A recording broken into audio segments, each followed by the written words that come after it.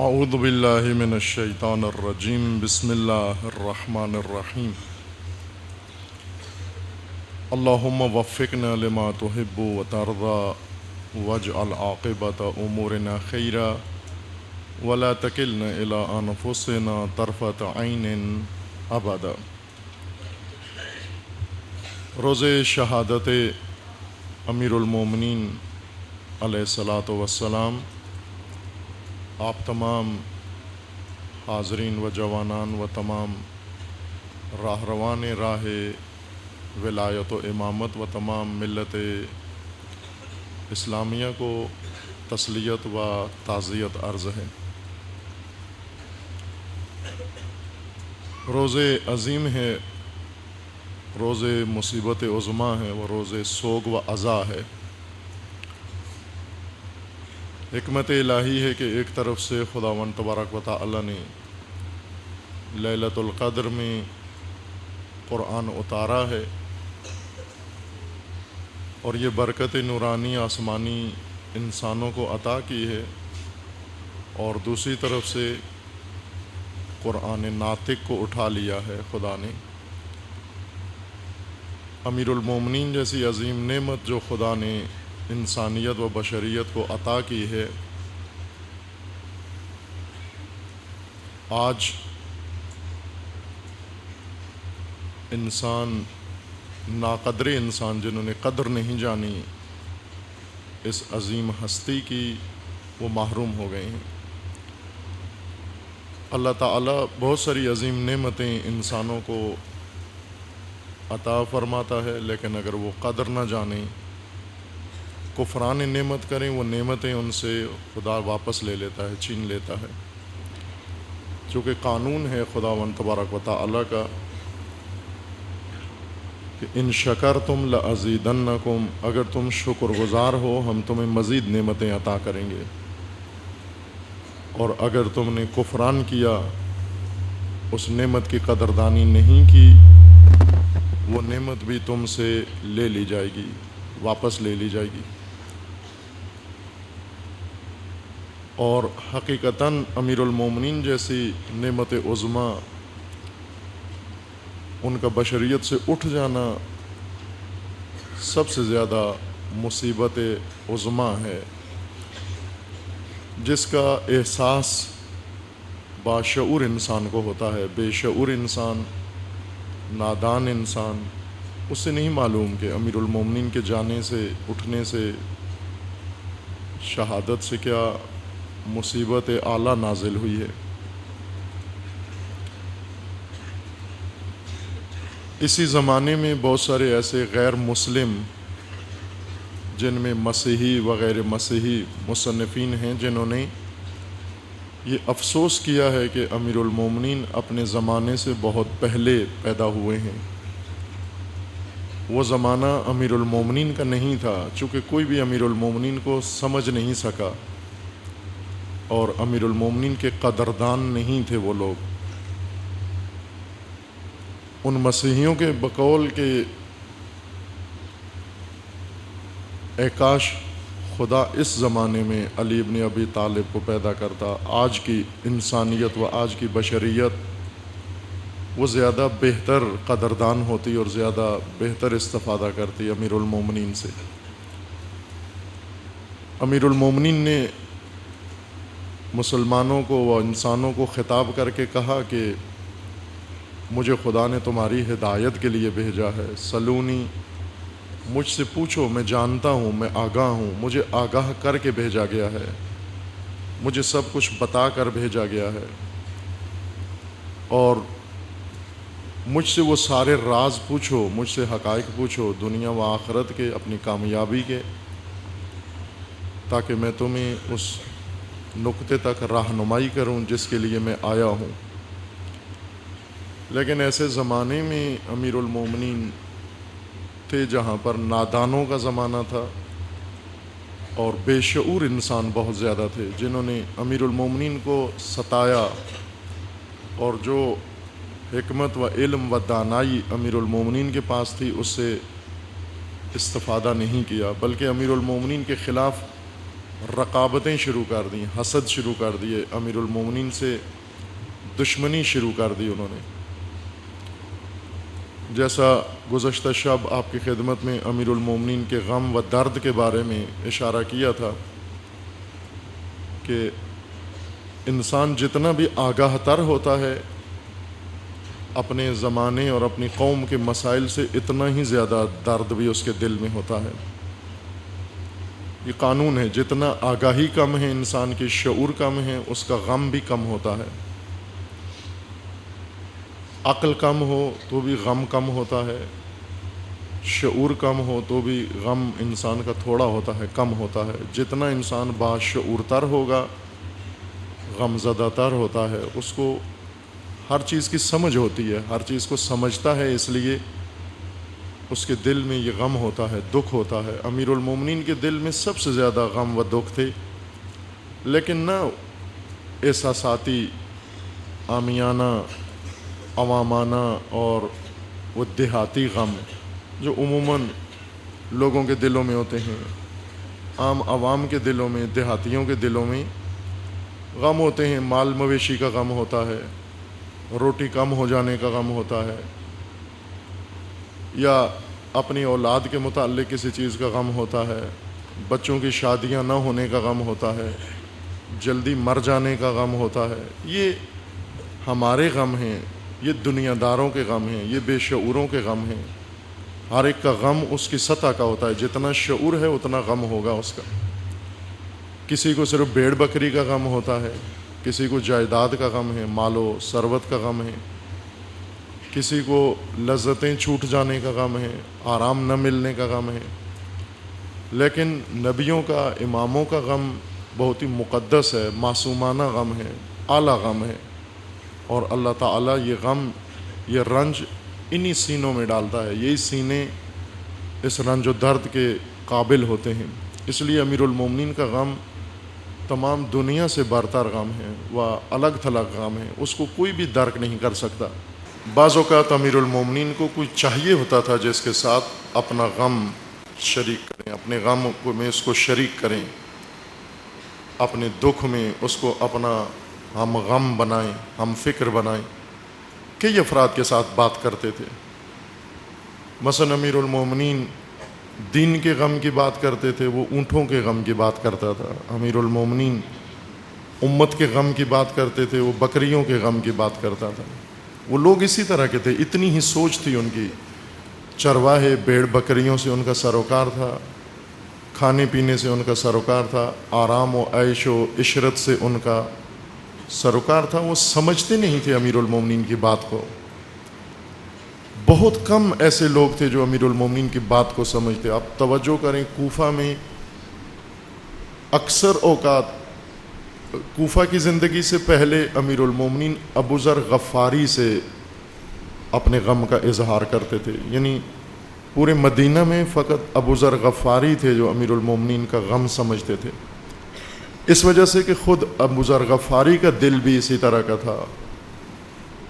امیر المومنین نے نہج البلاغہ میں ابو ذر غفاری کے بہت تعریف کی ہے، یاد کیا ہے۔ ابو ذر غفاری جب اس دنیا سے اٹھ گئے ہیں، حسرت کی ہے کہ یہ میرا بھائی، یہ میرا ساتھی، یہ میرے دکھوں کا شریک، یہ میرے غموں کا شریک، میرے دل کی بات کو سمجھنے والا ساتھی اٹھ گیا ہے۔ یعنی امیر المومنین تنہا سمجھتے تھے اپنے آپ کو۔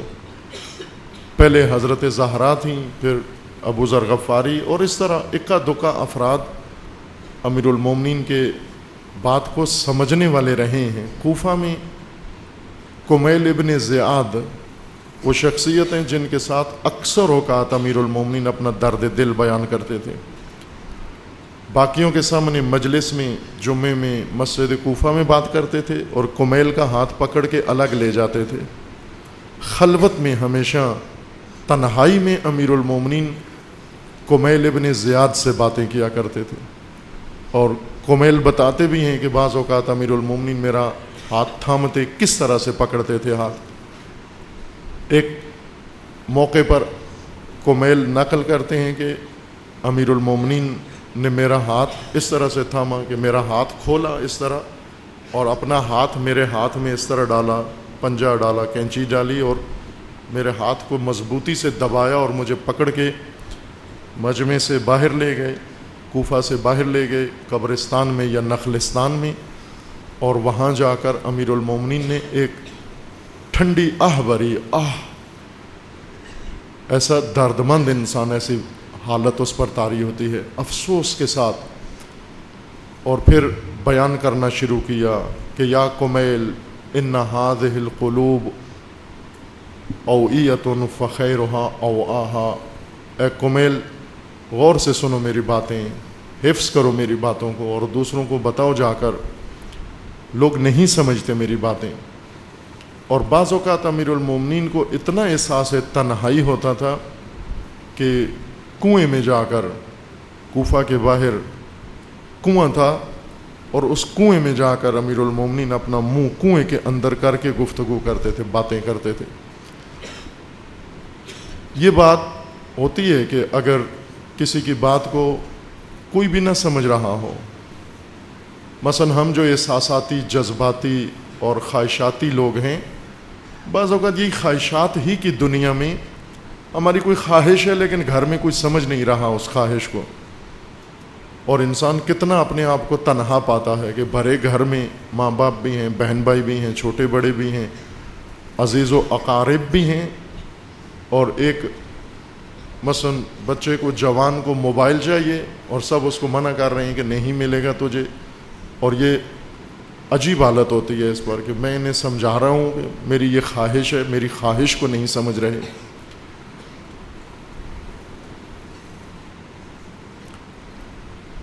اگر انسان کی خواہش کو کوئی نہ سمجھے، وہ خواہش جو ہوائے نفس ہے، نفس امارہ کی طرف سے اٹھی ہے، تو انسان کو دکھ ہوتا ہے، احساس ہوتا ہے کہ یہاں میری بات کوئی سمجھنے والا نہیں ہے۔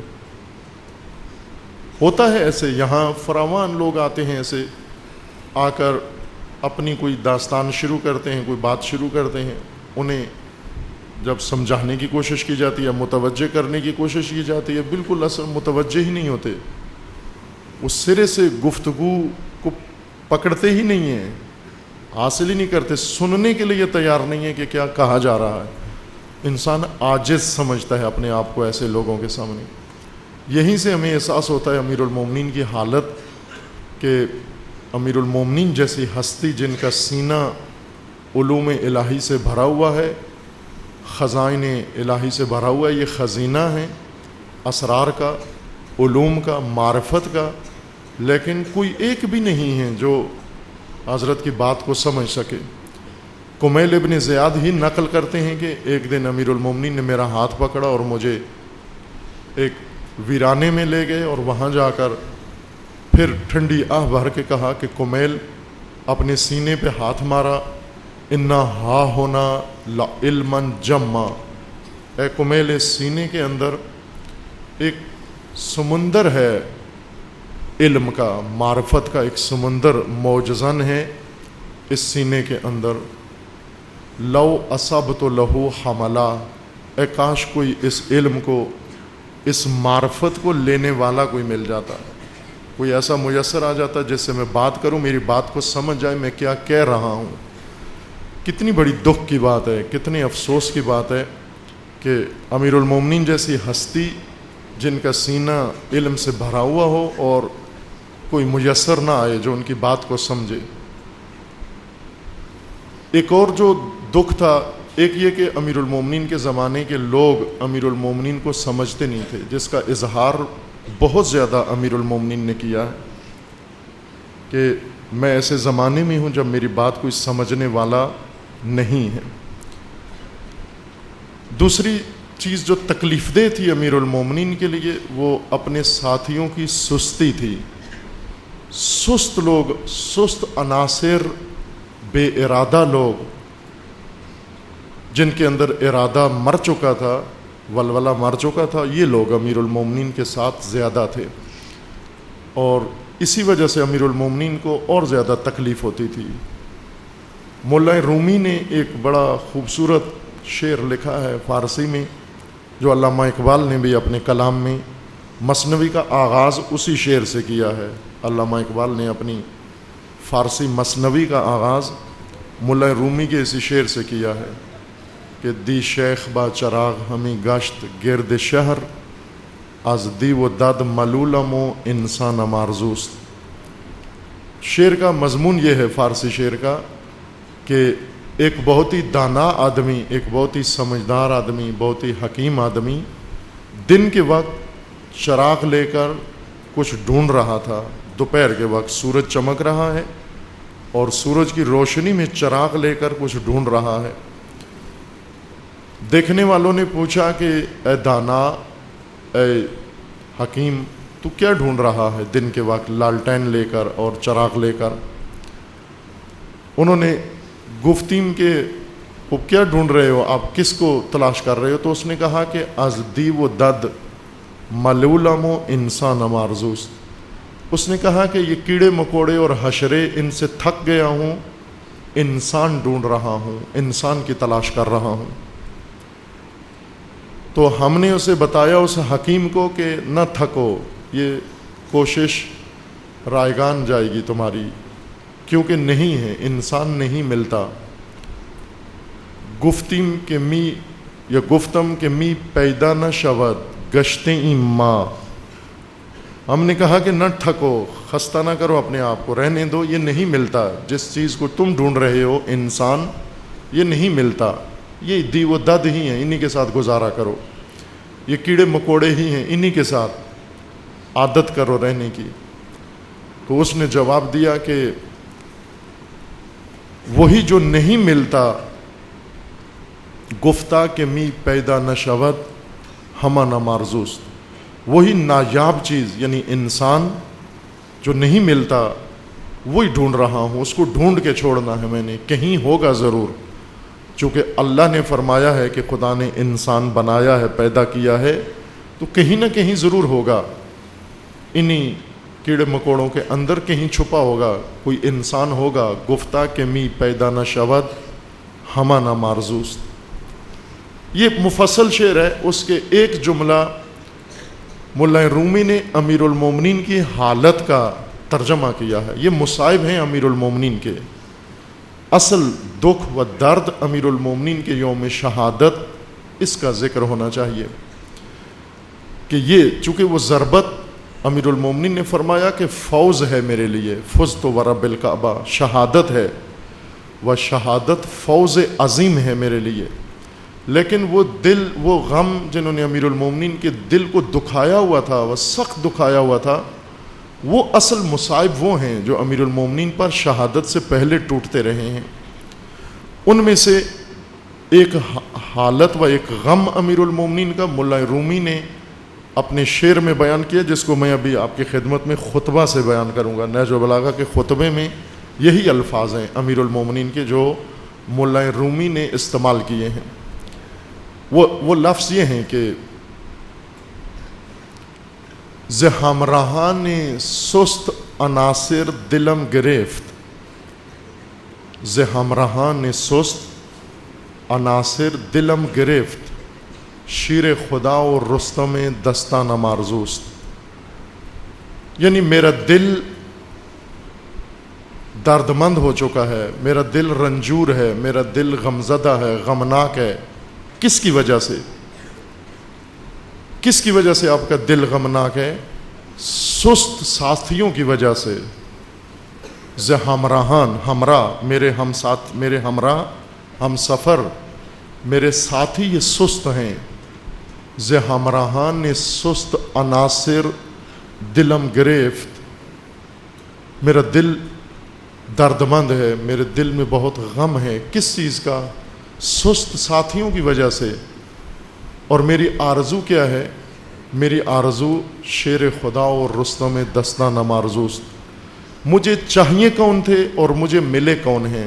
امیر المومنین فرماتے ہیں مجھے شیر خدا چاہیے تھے اور مجھے رستم چاہیے تھے، یعنی شجاع و بہادر چاہیے تھے، مالک اشتر چاہیے تھے، لیکن سست لشکر ملا مجھے، اور اس سست لشکر کی وجہ سے میرا دل گرفتہ ہے، میرا دل غمگین ہے۔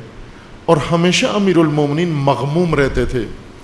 مغموم کس وجہ سے؟ نہ مال دنیا کی وجہ سے اور نہ مال دنیا کی کمی کی وجہ سے، امیر المومنین اگر چاہتے تو دنیا کا سب سے زیادہ مال جمع کر سکتے تھے، جائیداد بنا سکتے تھے، اور عیش و عشرت کی زندگی اگر چاہتے تو حاصل کر سکتے تھے، لیکن امیر المومنین نے اس کو دور کیا۔ لیکن افسوس امیر المومنین کو اپنے سست ساتھیوں کا تھا کہ انہوں نے میرے دل کو غمگین کر دیا ہے۔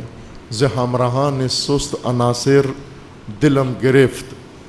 نہج البلاغہ کے جب یہ خطبے انسان پڑھتا ہے، یقین جانے اگر سمجھ میں آ جائے انسان کو، انسان کا جی کرتا ہے، بارہا ہوا ہے خلوت میں مطالعے میں، جب نہج البلاغہ کے مطالعے میں ان خطبوں پہ پہنچے ہیں، پڑھا ہے ان خطبوں کو، ایسا دل چاہے کہ انسان فریادیں کر کے روئے علی کے لیے، دہاڑے مار مار کے روئے انسان علی کی مظلومیت کے لیے، کہ علی جیسی ہستی اور غم علی کے یہ ہیں۔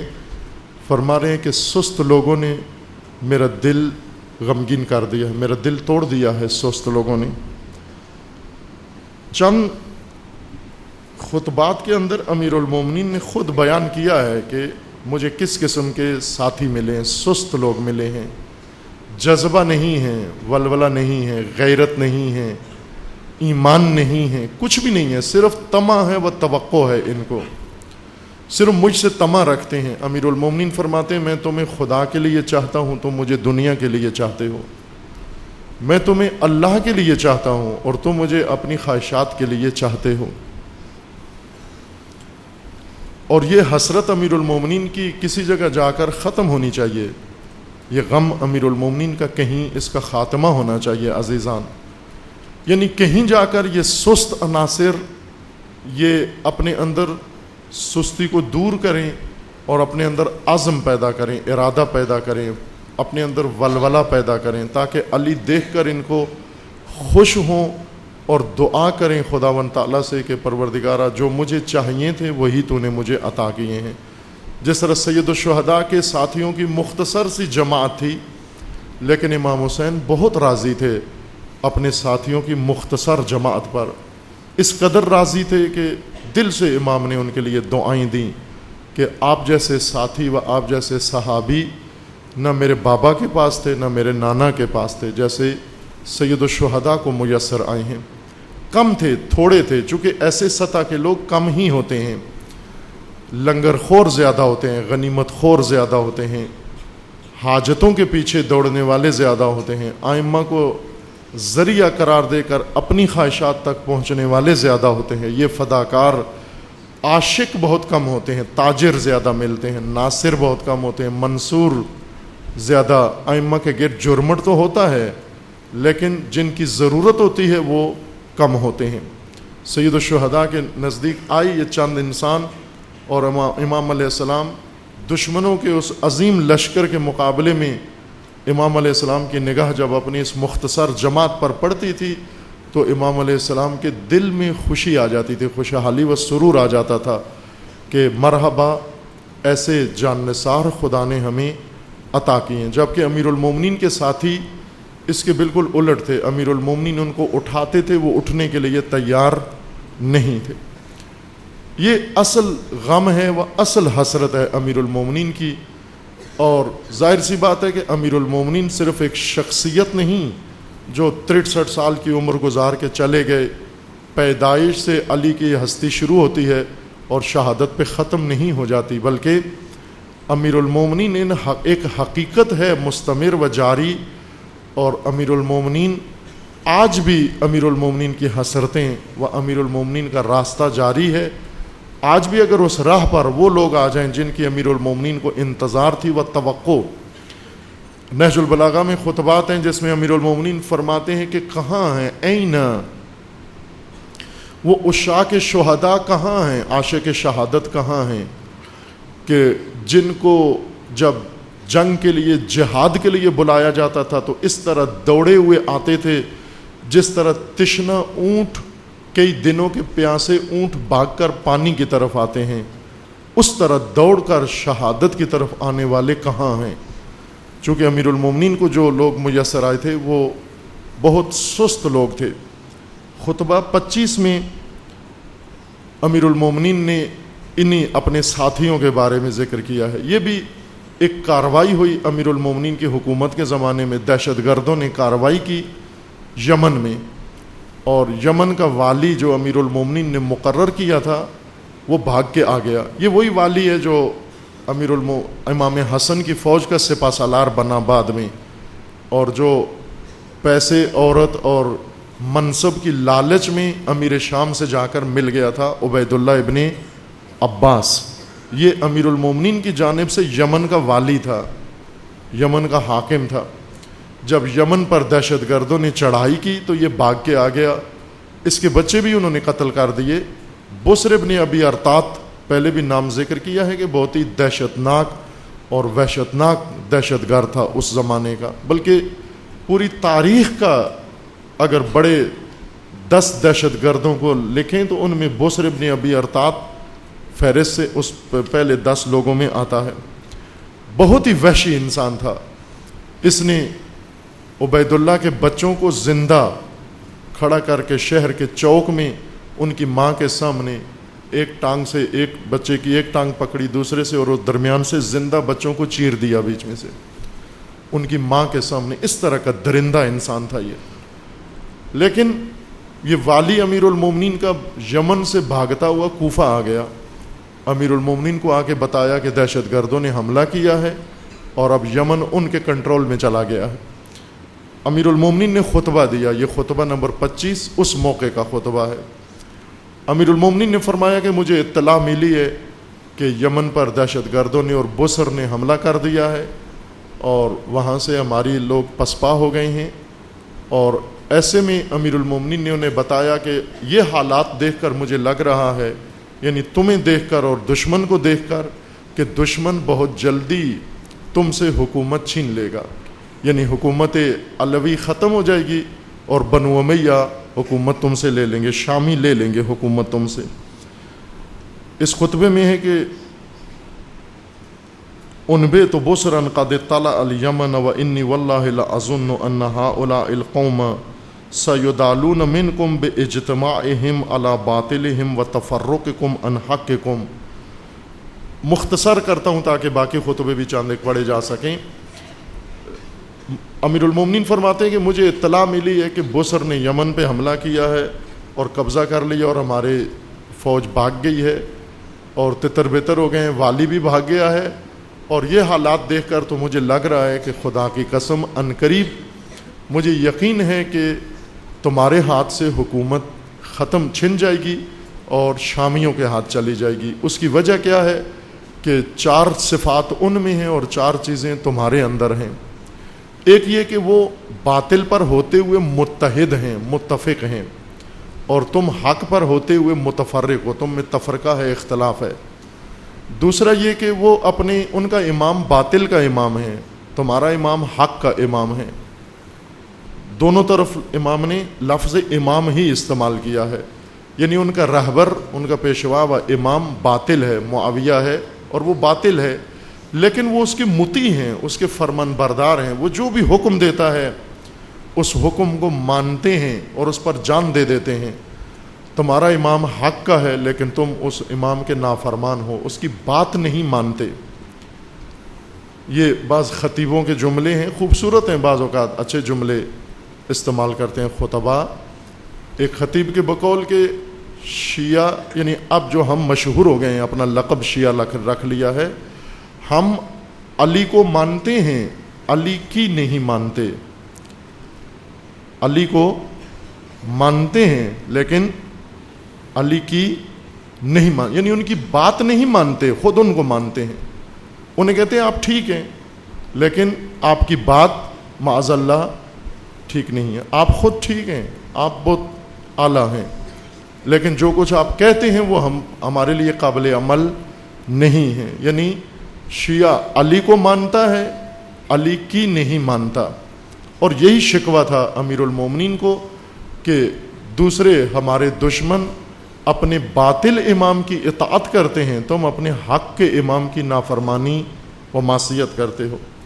اور تیسری یہ بات ہے کہ وہ امانت کا خیال رکھتے ہیں، ہر چیز کو بطور امانت، اگرچہ وہ چوری کی اور حرام کی چیزیں ہیں، غصبی ہیں جو کچھ ان کے پاس ہے، اس غصبی مال میں بھی امانت کا خیال رکھتے ہیں، اور تم اللہ کے مال میں بھی خیانت کرتے ہو، بیت المال میں خیانت کرتے ہو۔ اور حضرت فرماتے ہیں کہ اگر میں تمہیں ایک کوزہ دے دوں امانت کے طور پر، اس کا کنڈا توڑ کے تم مجھے دو گے تم۔ تو جو فوج، جو ساتھی خیانت کار ہو جائیں، ان کے ذریعے سے میں کیا کروں؟ اور چوتھی چیز یہ فرمائی کہ ان کے مراکز آباد ہیں، ان کے شہر آباد ہیں، ان کی بستیاں آباد ہیں، اور تمہارے مراکز ویران ہیں، تمہاری نمازیں ویران، تمہاری مسجدیں ویران، تمہاری عبادت گاہیں ویران، تمہاری لشکر گاہیں ویران، تمہاری تربیت گاہیں ویران ان کی آباد ہیں۔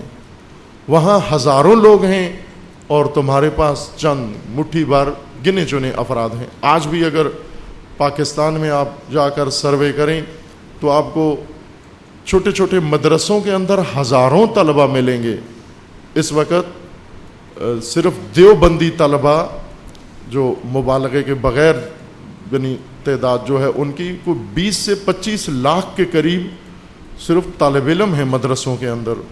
پاکستان کی فوج سے 6 گنا زیادہ تعداد ہے ان کے مدارس کے اندر موجود ہے۔ اور آپ اپنے مدارس کا سروے کریں، وہ مدارس جو صرف نقشے میں ہیں، پیپر پہ ہیں اور عملاً زمین پہ نہیں ہیں، ان سب کو ملا کر آپ کے مدارس کی کل تعداد شاید 2000 بھی نہیں بنتی۔ لیکن مراکز ویران، مسجدیں ویران، عبادت گاہیں ویران، ان کے مراکز آباد ہیں۔ حضرت فرماتے ہیں جس لشکر میں، جس قوم میں یہ 4 چیزیں ہوں وہ جیت جائے گی، وہ غالب آئے گی۔ جس کے اندر اطاعت ہو اپنے رہبر کی، جس میں اتحاد ہو اگرچہ باطل پر ہی کیوں نہ ہو، کامیابی ان کو ملے گی۔ اور جن کے اندر نافرمانی ہو، اپنے رہبر کی پہچان ہی نہ ہو، اور پہچان ہو تو نافرمانی ہو، اور خیانت کار ہوں اور اپنے مراکز کو ویران رکھتے ہوں، یہ شکست کھا جائیں گے۔ اس وجہ سے حضرت نے فرمایا کہ مجھے یقین ہے کہ اب یہ حکومت نہیں بچ سکتی، اب وہ تم سے حکومت لے لیں گے، چھین لیں گے۔ پھر اس کے بعد حضرت نے یہاں پہنچ کر یہ بات فرمائی ہے کہ اللہم، اے خدا، یہ خطبہ نمبر 25 ہے، توجہ کریں۔ علی کی فریادیں، علی کے دکھ، علی کی زبانی، علی کے شکوے، علی کی زبانی، کس کے ہاتھوں امیر المومنین شکوے و شکایتیں کر رہے ہیں؟ آپ نے رباعیوں میں تو علی کو دیکھا ہے، سنا ہے، قصیدوں میں علی کو دیکھا ہے، اب خطبوں میں بھی دیکھیں علی کیا ہیں۔ آپ نے خطیبوں کی تقریروں میں، لچھے دار تقریبوں میں علی کو سنا ہے کہ علی کیا ہیں، اب خود علی کے اپنے کلام میں علی کو دیکھیں علی کیا ہیں۔ ہر متکلم اپنے کلام میں متجلی ہوتا ہے۔ روایت بھی ہے امام ششم کی کہ خداوند تبارک و تعالی اپنے کلام میں، قرآن میں خدا جلوہ گر ہے۔ یہ قانون ہے، جو انسان بھی بات کرتا ہے اپنے کلام میں جلوہ گر ہوتا ہے۔ علی علیہ السلام کا بتایا ہوا فارمولہ ہے کہ انسان اپنی زبان کے پیچھے چھپا ہوا ہوتا ہے، جب بولتا ہے تو اس کی شخصیت کھل کر سامنے آتی ہے۔ خب امیر المومنین کی شخصیت امیر المومنین کے کلام میں پنہان ہے۔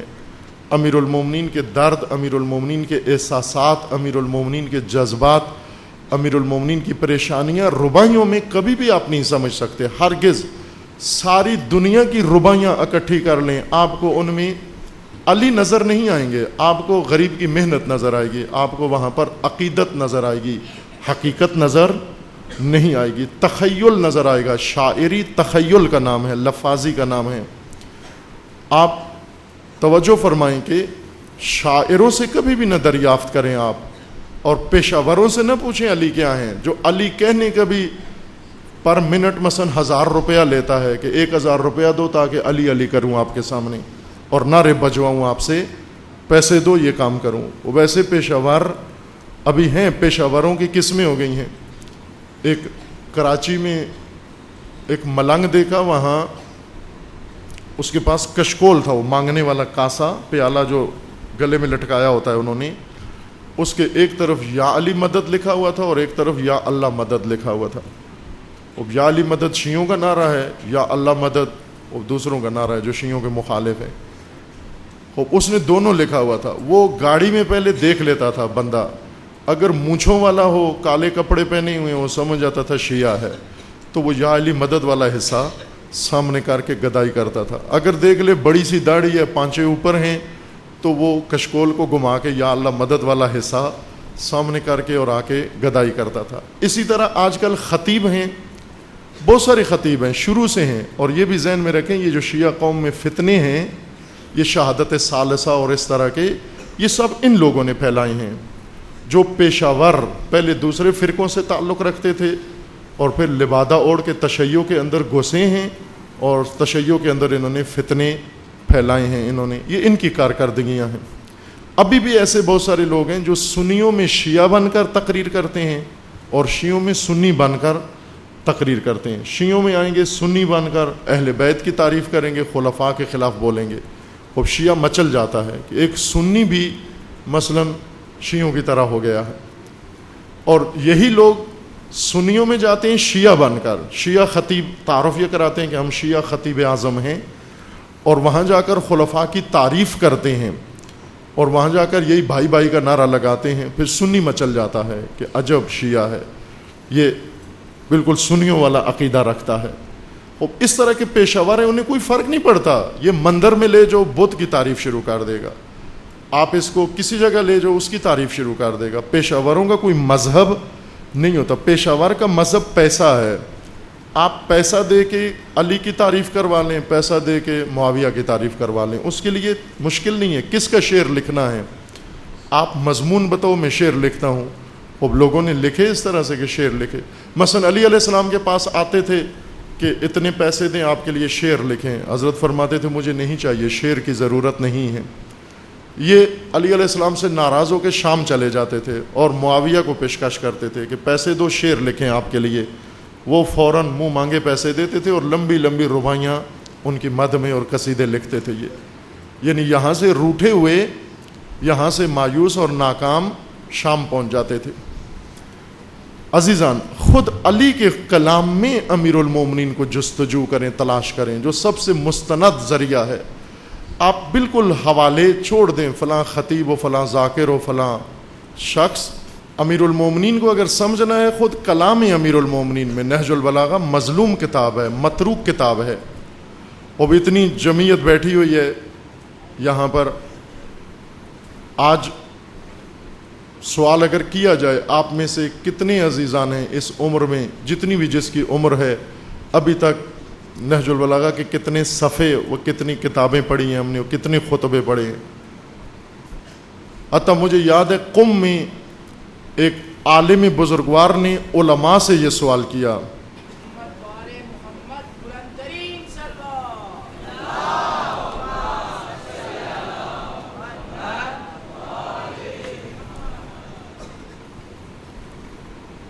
امیر المومنین کے کتنے خطبے پڑھے ہیں. علماء سے ایک عالم دین نے سوال کیا، بڑی محفل، آپ سے زیادہ علماء تھے وہاں بیٹھے ہوئے، استعداد سے زیادہ علماء تھے. اور انہوں نے سوال کیا کہ کوئی ہے ایسا جس نے پوری نہج البلاغہ پڑھی ہو؟ ایک بھی نہیں تھا. شیعہ علماء. انہوں نے پوچھا کوئی ہے جس نے آدھی نہج البلاغہ پڑھی ہو؟ کوئی بھی نہیں اٹھا. اکا دکا خطبے ہم نے ذاکروں اور خطیبوں سے علی کو سنا ہے، ٹوٹکوں سے، چٹکلوں میں سنا ہے. کتنی افسوس کی بات ہے کہ امیر المومنین کا عشق و محبت دل میں ہو لیکن کلام علی پڑھنے کے لیے حوصلہ نہ ہو. ایک خطبہ بھی نہ پڑھا ہو ہم نے، ایک قول بھی امیر المومنین کا نہ پڑھا ہو ہم نے. اگر یہ پڑھا کیا ہوتا، اگر نہج البلاغہ مطالعہ شیعہ نے پڑھ لی ہوتی. نہج البلاغہ تشیع کا منشور ہے، قرآن کی تفسیر ہے نہج البلاغہ. تشیع نہج البلاغہ کی بنیاد پر استوار ہے. لیکن جس طرح علی کی بات اس وقت یہ خطبے کوئی نہیں سنتا تھا، آج بھی کوئی نہیں سنتا ان خطبوں کو. ورنہ حقیقت سب کو سمجھ میں آ جاتی، علی کے درد و دکھ سب کو سمجھ میں آ جاتے اور کم از کم ہماری زندگیاں بدل جاتی. امیر المومنین فرماتے ہیں اللہم، یہ ایسا بیان کر کے کہ تمہاری یہ حالت ہے، دشمن کی یہ حالت ہے. پھر اس کے بعد امیر المومنین فرماتے ہیں اللہم، اے پروردگار، انی قد مللتہم و ملونی، میں نے انہیں تھکا دیا ہے اور انہوں نے مجھے تھکا دیا ہے. انہوں نے مجھے پرملال کر دیا ہے، میں نے انہیں پرملال کر دیا ہے۔ ایک طرف سست قوم امت اور ایک طرف چست امام، ایک طرف تھکی ہوئی قوم اور ایک طرف انتھک لیڈر، ایک طرف بے حوصلہ قوم اور ایک طرف حوصلہ مند امام، ایک طرف بزدل قوم اور ایک طرف شجاع امام۔ اب جب ایسے دو فریق آپس میں پالا پڑ جائے ان کا کیا حال ہوتا ہے؟ ایک سست ہو اور ایک میں سستی نام کی کوئی چیز نہ ہو، یہ دونوں ایک دوسرے کو تھکا دیتے ہیں۔ امیر المومنین یہی فرما رہے ہیں کہ میں نے انہیں تھکا دیا ہے، انہوں نے مجھے تھکا دیا ہے۔ وَسَئِمْتُهُمْ وَسَئِمُونِي، میں نے انہیں خستہ کر دیا ہے، انہوں نے مجھے خستہ کر دیا ہے۔ فَأَبْدِلْنِي بِهِمْ خَيْرًا مِّنْهُمْ، توجہ فرما لیں، انہوں نے مجھے تھکا دیا، میں نے انہیں تھکا دیا ہے۔ میں صبح و شام انہیں اکسا رہا ہوں، اٹھا رہا ہوں، بلا رہا ہوں، اور یہ صبح و شام میری نافرمانی کر کے زمین سے چپکے ہوئے ہیں۔ اب کیا ہونا چاہیے؟ اب یہ ہو کہ فَأَبْدِلْنِي بِهِمْ خَيْرًا مِّنْهُمْ، تبادلہ کر، بدل دے، انہیں بھی بدل دے، مجھے بھی بدل دے، انہیں لے لے مجھ سے، مجھے نہیں چاہیے یہ سست عناصر، مجھے نہیں چاہیے۔ فَأَبْدِلْنِي بِهِمْ، مجھے ان کے بدلے میں بہت اچھے ساتھی دے، چست ساتھی دے، نہ سست ساتھی دے۔ وَأَبْدِلْهُمْ بِشَرًّا مِّنِّي، اور مجھے بھی بدل دے، انہیں مجھ سے لے لے، مجھے ان سے لے لے، ان سے بہتر مجھے عطا کر جو میرے فرمان بردار ہوں، جو میری بات کو سمجھتے ہوں، کم از کم میری بات سننے کے لیے تیار ہوں۔ اگر میں خطبہ دوں یا میرا خطبہ بیان کیا جائے، دل لگا کر اس کو سن تو رہے ہوں، کم از کم ایسے دے مجھے۔ یہ کس طرح کی قوم ہے کہ جب میں خطبہ دیتا ہوں ان کو اونگ آ جاتی ہے، ان کو نیند آ جاتی ہے، یہ سو جاتے ہیں، یہ سست پڑ جاتے ہیں۔ ساتھیوں کی سستی امیر المومنین کی سب سے بڑی مصیبت تھی، سب سے بڑا مصائب۔ خدایا انہیں مجھ سے لے، مجھے ان سے لے لے، اور مجھے لے کر ایسے بد حکمران ان کے اوپر، ایسے لیڈر دے جو ان پر رحم نہ کھائیں۔ اللہم مس قلوبہم، توجہ فرمائیں، اے خدایا ان کے دلوں کو پگھلا دے، کما یماس الملح فی الماء، جس طرح نمک پانی میں حل ہو جاتا ہے اس طرح ان کے دلوں کو پگھلا دے۔ اما واللہ لوددت، خدا کی قسم، توجہ کریں، امیر المومنین اپنے ساتھیوں کو کہہ رہے ہیں، اللہم اما واللہ، خدا کی قسم، لوددت ان یکون لی بکم الف فارس من بنی فراس ابن غنم، آپ کے بجائے اگر فقط 1000 سوار بنی فراس کے مجھے مل جاتے، تم ابھی 1,00,000 ہو، اس 1,00,000 کے بجائے صرف 1000 گھوڑا سوار بنی فراس کے مجھے مل جاتے، کہ لو دعوتی ہنالک لو دعوتی آتے کہ منکم فوارس مثل ارمیت الحمیمی۔ پھر ایک شاعر کا شعر پڑھا امیر المومنین نے، ایسے سوار کہ جو صرف اشارے کے منتظر ہوں، جن کو اشارہ کروں وہ سرپٹ دوڑتے ہوئے آ جائیں تیرے پاس۔ ثم نزل علیہ السلام من المنبر، پھر اس کے بعد حضرت بہت ہی غمناک، افسوسناک حالت میں اور رنجیدہ دل کے ساتھ منبر سے اترے، بہت افسوس کرتے ہوئے، بہت افسوس کرتے ہوئے منبر سے اترے۔ وہ حالت امیر المومنین کی انسان کو رلا دیتی ہے، کس حالت میں اور کس نے رلایا۔ یہ حسرت تھی کہ اے کاش تمہارے لاکھوں اور کروڑوں کی تعداد میں تم ہو، سست، تمہارے بجائے اگر میرے پاس 10,000 سوار بنی فراس کا ہوتا وہ بہتر تھا میرے لیے۔ وہ کیسے لوگ ہوتے؟ جنہیں صرف میں اشارہ کرتا اور وہ سرپٹ دوڑتے ہوئے میرے پاس آ جاتے۔ اس کے بعد خطبہ دیگر میں ہیں، خطبہ نمبر 27 ہے، خطبہ نمبر 27 میں بھی امیر المومنین یہی مضمون دوبارہ اپنے ساتھیوں کی سستی کے بارے میں بیان فرما رہے ہیں. توجہ کریں عزیزان، امیر المومنین کو شیعہ چاہیے تھے، چونکہ جہاں بھی لفظ استعمال کیا رسول اللہ نے بھی وہ شیعہ ہے. یا علی انت و شیعتک ہم الفائزون، اے علی آپ اور آپ کے شیعہ کامیاب ہیں. شیعہ کے اوپر تاکید ہے، شیعہ ایک اہم عنوان ہے کہ امیر المومنین کو شیعہ چاہیے تھے، لیکن عملی طور پر امیر المومنین کو ملے ملنگ ہیں. ملنگ بننا بہت آسان ہے، ملنگ بننے کے لیے صرف محبت کافی ہے. بس ایک بھی فرمان امیر المومنین کا نہ مانے لیکن محبت امیر المومنین و نام امیر المومنین اپنی زبان پہ چڑھا لیں اور علی علی کرنا شروع کر دیں، آپ ملنگ ہو جائیں گے. لیکن شیعہ نہیں ہیں، ایک بھی فرمان نہ مانے ملنگی کے زمرے میں آ جائیں گے.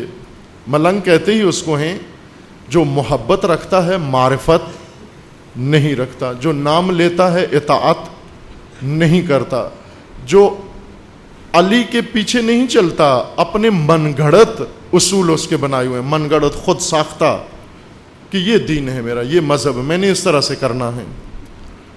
خوب اس وقت ملنگی کا رجحان زیادہ ہے. کہاں ابو ذر کا پھیلایا ہوا تشیع اور کہاں ملنگوں کا پھیلایا ہوا تشیع. لبنان میں ابو ذر کا پھیلایا ہوا تشیع ہے، وہ پودا ابو ذر انقلابی نے لگایا تھا. جو شیعہ تھا حقیقتاً شیعہ علی ابو ذر غفاری تھے.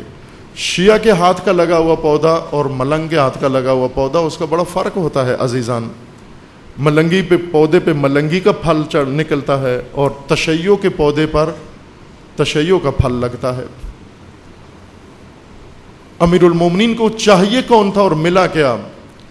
بنگڑا و دمال، یہ ملی ہے. بنگڑالو و دمالی میسر آئے ہیں، جبکہ چاہیے مجاہد تھے، چاہیے جنگجو و مجاہد و جان نثار چاہیے تھے امیر المومنین کو، شہادت کے عاشق، لیکن ملے سست ہیں.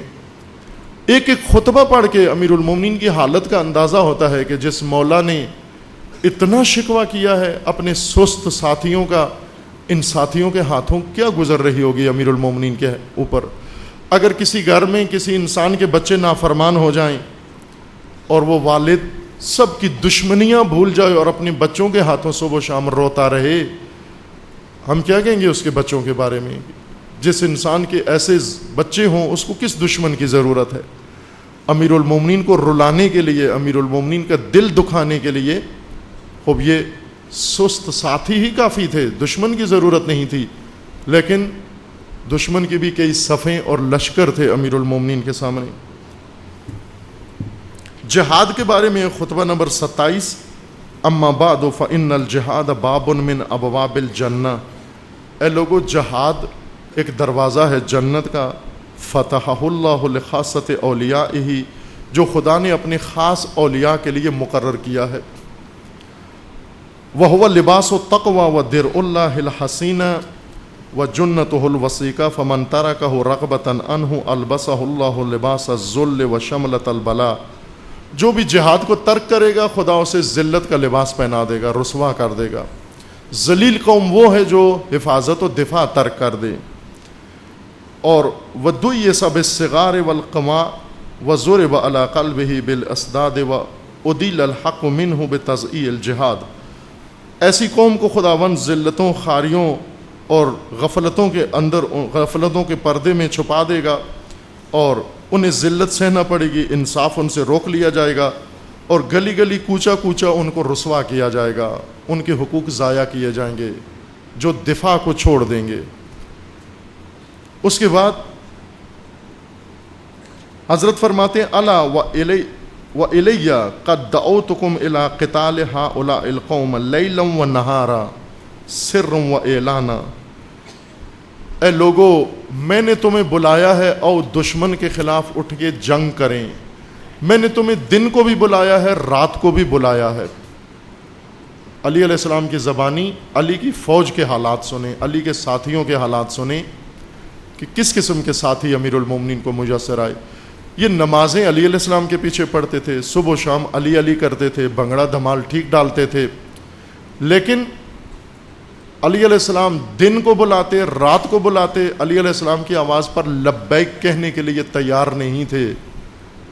ہمت ختم ہو چکی تھی ان کی، ہمت ٹوٹ چکی تھی ان کی، حوصلے ٹوٹ چکے تھے ان کے.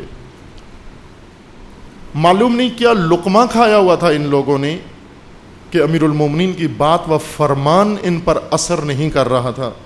توجہ فرمائیں عزیزان جوانان. حضرت فرماتے ہیں قد دعوتکم الی قتال ہؤلاء القوم، ان شامیوں کے خلاف جنگ کے لیے میں نے تمہیں دن رات بلایا ہے. لیلا و نہارا سرا و اعلانا، تمہیں خلوت میں مخفی طور پر بھی بلایا ہے، وہ کھل مکھلا بھی بلایا ہے، اعلان بھی کروائی ہیں، اور انفرادی طور پر بھی تمہیں میں نے کہا ہے کہ او جنگ کے لیے تیار ہو جاؤ.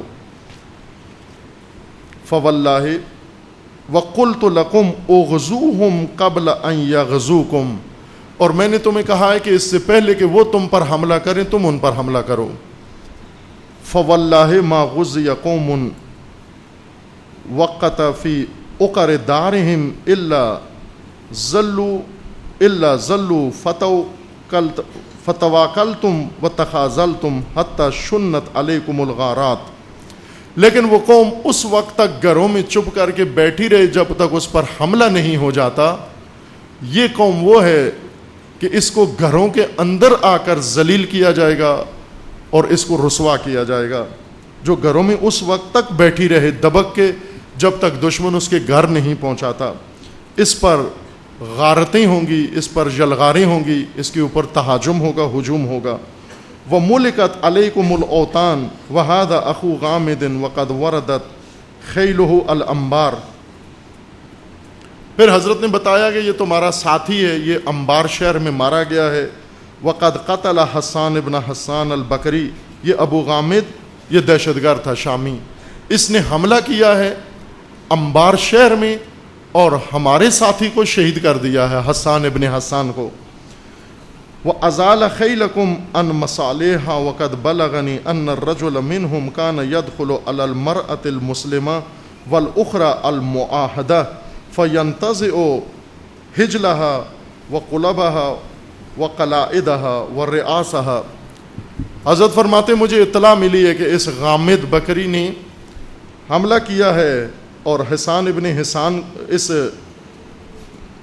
اخو غامد نے حملہ کیا ہے انبار شہر پر جو ہمارا شہر تھا، اور ہمارے کمانڈر حسان ابن حسان کو شہید کر دیا ہے.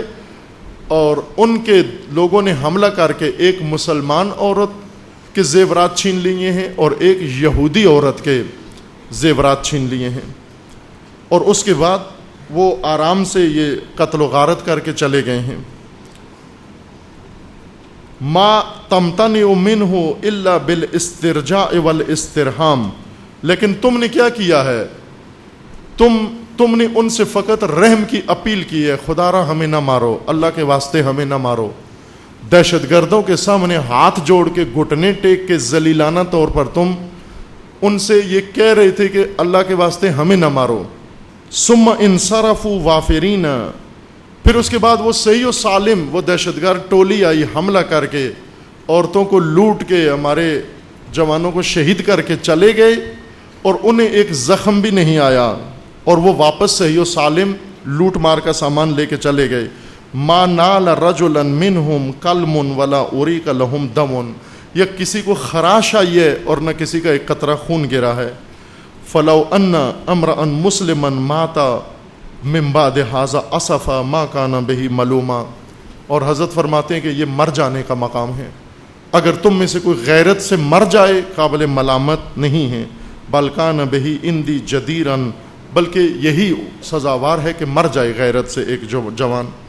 فیا عجبا واللہ یمیت القلب ویجلب الہم من اجتماع ہؤلاء القوم علی باطلہم.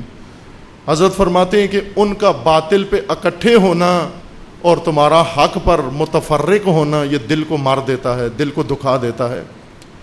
میرا دل دکھا دیا ہے تم نے کہ حق پر ہو کر بھی تم پہ تفرقہ ہے اور وہ باطل پر ہوتے ہوئے آپس میں اکٹھے ہیں. وَتَرَحًا حِينَ سِرْتُمْ غَرَضًا يُرْمَى يُغَارُ عَلَيْكُمْ وَلَا يُغِيرُونَ، کہ تمہارے اوپر اور کتنا اندوہ و غم بڑھ جاتا ہے انسان کا، اور کس قدر غمگین ہو جاتا ہے انسان کہ تم پر حملہ ہوتا ہے اور تمہاری طرف سے کوئی حملہ نہیں ہوتا۔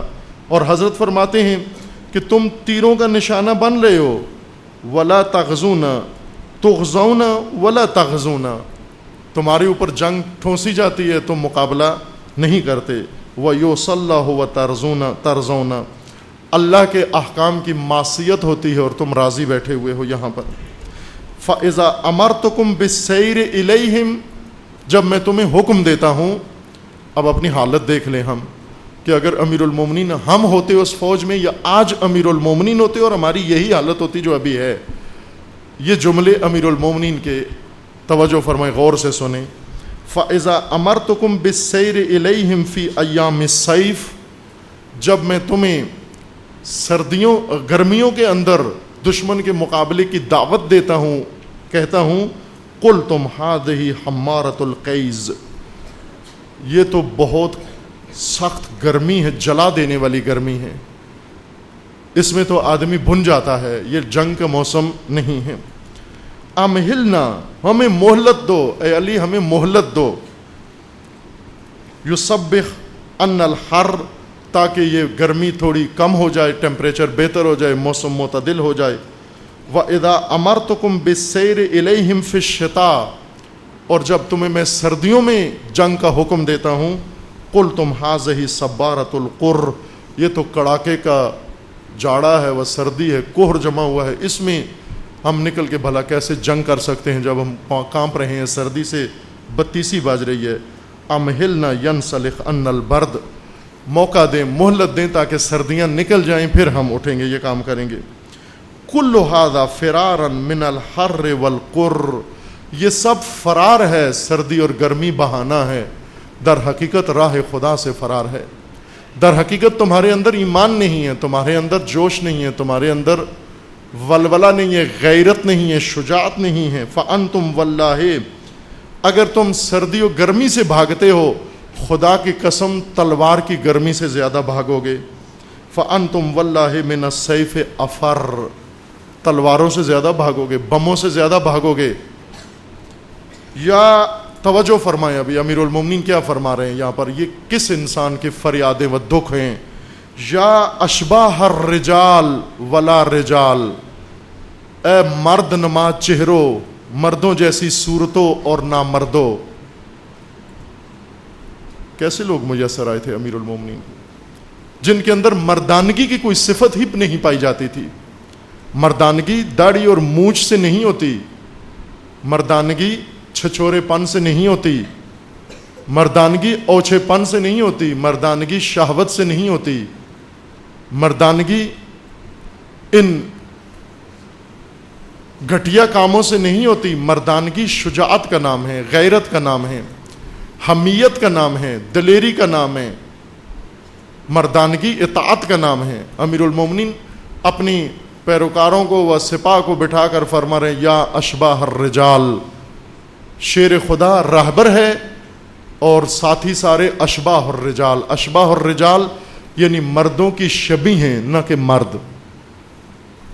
نامرد داڑھی مونچھیں مردوں والی ہیں، لیکن ان کی روحوں میں، نفس میں کوئی مردانہ صفت نہیں پائی جاتی۔ یا اشباہ الرجال ولا رجال حلوم الاطفال، بچوں کے تخیل کی طرح ہو، بچگانہ تمہاری حالت ہے، بچوں کی مانند ہو۔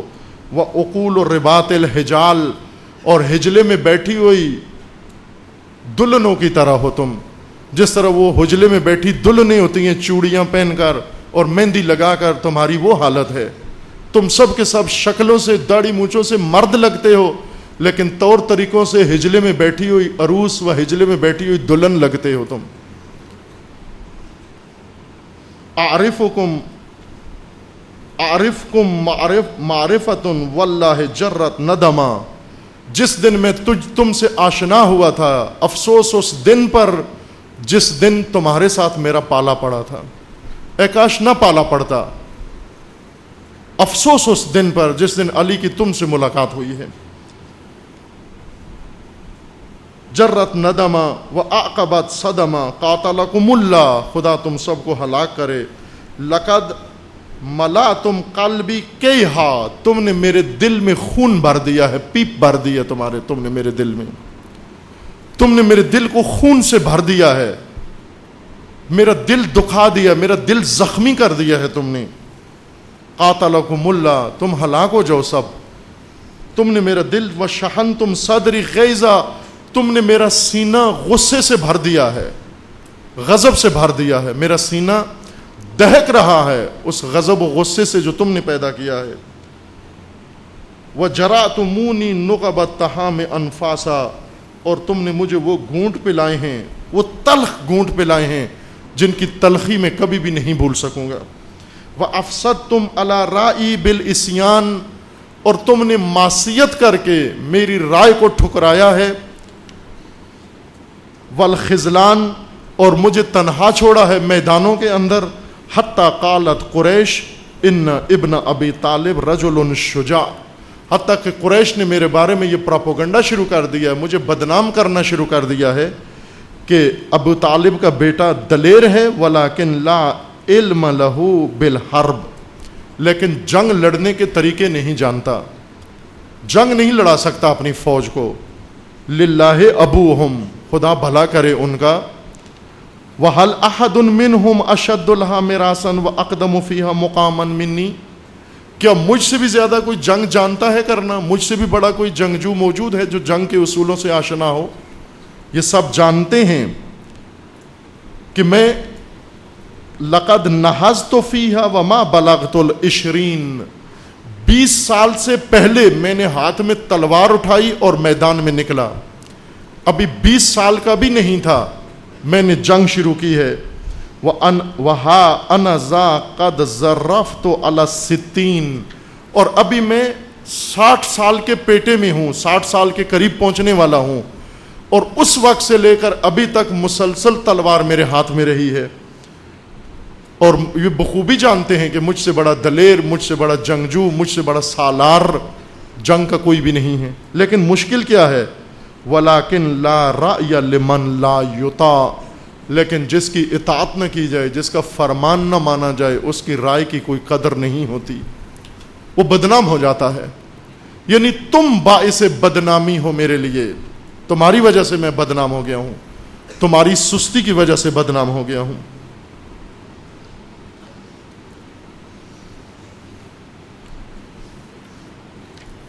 اسی طرح خطبات دیگر بہت سارے ہیں، آج چاہتا تھا میں آپ کی خدمت میں ان میں سے اکثر خطبے پڑھ دوں، چونکہ یہ غم علی الزبان علی، اس خطبے کا نام، یہ اس گفتگو کا عنوان غم علی الزبان علی در کلام علی، علی کے مصائب علی کے زبان میں آپ کو سنا رہا تھا۔ کسی کو رونا نہیں آیا، کیوں؟ ہم تخیلات پہ روتے ہیں، ہم اپنے خود ساختہ احساسات پہ روتے ہیں۔ ہمیں ایک پیشہ ور چاہیے جو ہمارے احساسات ابھارے تاکہ ہمارا آنسو نکل آئے۔ ہم علی کے ساتھ مل کر نہیں روتے، جو چیزیں علی کو رلاتی ہیں ان پر نہیں روتے ہم۔ وہاں تک پہنچے عزیزان، ملنگی سے نکل کر شیعہ تک کا سفر کریں، سستی سے نکل کر اس آرزو تک پہنچے جب علی فرماتے ہیں کاش تمہارے بجائے 1000 سوار بنو فراس کے ہوتے، وہ بہتر تھے۔ آج اگر امیر المومنین پاکستان میں آئیں، کہیں گے 5 کروڑ سے بہتر، ان دمالیوں اور بنگڑالیوں سے بہتر یہ ہوتا 1000 بنو فراس کے سوار میرے پاس ہوتے، جن کو میں حکم دیتا سرپٹ دوڑتے ہوئے میرے پاس آ جاتے، لبیک کہتے ہوئے میرے پاس آ جاتے۔ یہ اصل ضربیں ہیں، ایک ضربت جو 19 کو لگی اور ایک ضربت جو مسلسل ہر روز امیر المومنین کے دل پہ لگتی تھی۔ وہ ضربیں جو امیر المومنین کے دل پہ لگی ہیں، انہوں نے امیر المومنین کو بہت دکھایا ہے۔ انہیں امیر المومنین نے نہیں کہا یہ میری کامیابی ہے، 19 کی ضربت کو کہا یہ میری کامیابی ہے، یہ میری شہادت ہے، لیکن بہت دکھیا دل دے کر، بہت ہی دردوں سے بھرا ہوا رنجور دل لے کر امیر المومنین اس دنیا سے رخصت ہوئے ہیں۔ عزیزان، ہم واقعاً امیر المومنین کو منہ دکھانے کے قابل نہیں، میں اپنی حد تک عرض کر رہا ہوں، آپ الحمدللہ اس قابل ہیں، آپ شاید شیعہ کے عنوان کے قابل ہوں گے، لیکن میں واقعاً شرم محسوس کرتا ہوں امیر المومنین کی بارگاہ میں. جب بھی امیر المومنین کا یہ دکھیا خطبے پڑھتا ہوں تو صرف اپنے اوپر نفرین کے علاوہ اور اپنے اوپر شرمندگی کے علاوہ کوئی اور ذہن میں نہیں آتی بات کہ ہم نے دل دکھا دیا امیر المومنین کا اپنے عمل سے، اپنی سستی سے. اگر سستی نہ برتی ہوتی آج یہ بنو امیہ کے ظالم دہشت گرد پاکستان میں دندناتے نہ پھر رہے ہوتے، آج صورتحال کچھ اور ہوتی. عزیزان، اس حالت سے نکلیں ہم اور علی کا شیعہ بننے کی طرف جائیں. علی کی ملنگی علی کا دل بھی دکھا دیتی ہے. علی کا شیعہ ہے جو علی کے کام آتا ہے. شیعہ وہاں ہے جہاں علی ہیں. علی کا شیعہ اپنی من گھڑت کوئی چیز نہیں رکھتا، اپنی طرف سے کوئی رائے نہیں رکھتا، فقط علی کا پیروکار ہے وہ. بس اس تشیع تک پہنچنا ہے، علی کی پیروی تک پہنچنا ہے. اور رسول اللہ کا فرمانا ہے کہ اگر تم علی کے شیعہ بن جاؤ تم کامیاب ہو. کیوں ہم آج تک کامیاب نہیں ہیں؟ اس لیے کہ اپنا نام شیعہ رکھا ہوا ہے لیکن ارکان تشیع کے نہیں ہیں، انہیں ایجاد کرنا ہے. نہج البلاغہ روزانہ کے مطالعہ کی کتاب بنانی ہے. اس کے بعد نہج البلاغہ کو پڑھنا ہے، نہج البلاغہ کے خطبے سمجھنے ہیں اور علی کا درد سمجھنا ہے. اور آج صدیوں بعد ہی سے ہی علی کے درد کو کم کرنا ہے، علی کے تسلی دینی ہے. تسلیت، علی کو اصل تسلیت ان دکھوں پہ دینی ہے جن دکھوں کو لے کر امیر المومنین اس دنیا سے رخصت ہو گئے ہیں. وصلی اللہ علیہ